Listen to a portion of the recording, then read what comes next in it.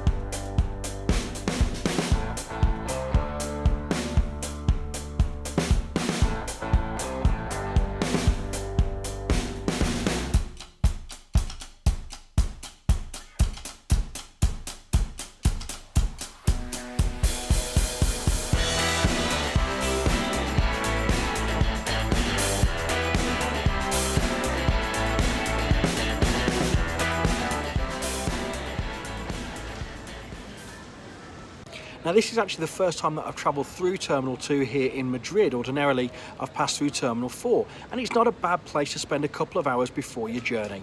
There's a few decent shops and restaurants for you to get some light refreshment before your trip. Speaking of which, my aircraft is here. Let's get on board.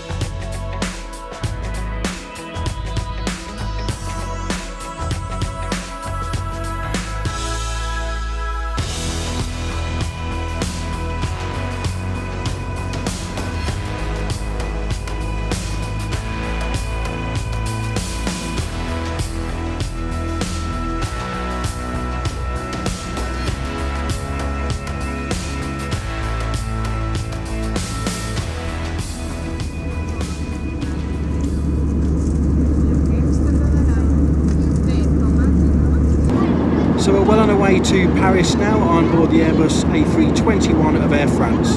Let's take this opportunity to have a look around the seat area for economy class passengers. Now on the right hand side of the Air France seat you'll find this very handy coat hook for those cold and wet winter months. The tray table has a really nice feature, and that's this drinks holder you'll see.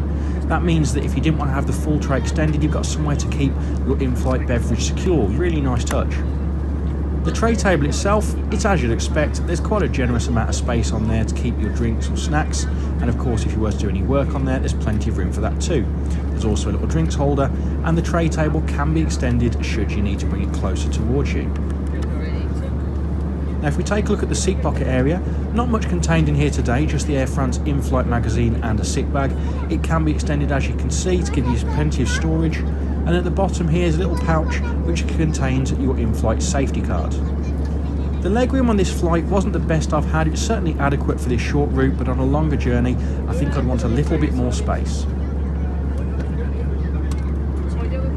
One other feature of the Air France seat is that the headrest is adjustable. It was very comfortable.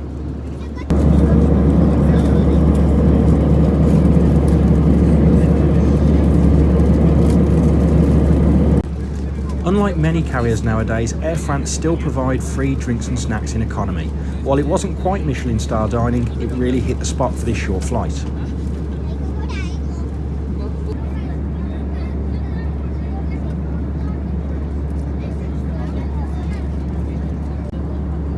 Air France was one of the founding members of the Skyteam Alliance, which today has 20 airlines offering great benefits to frequent flyers.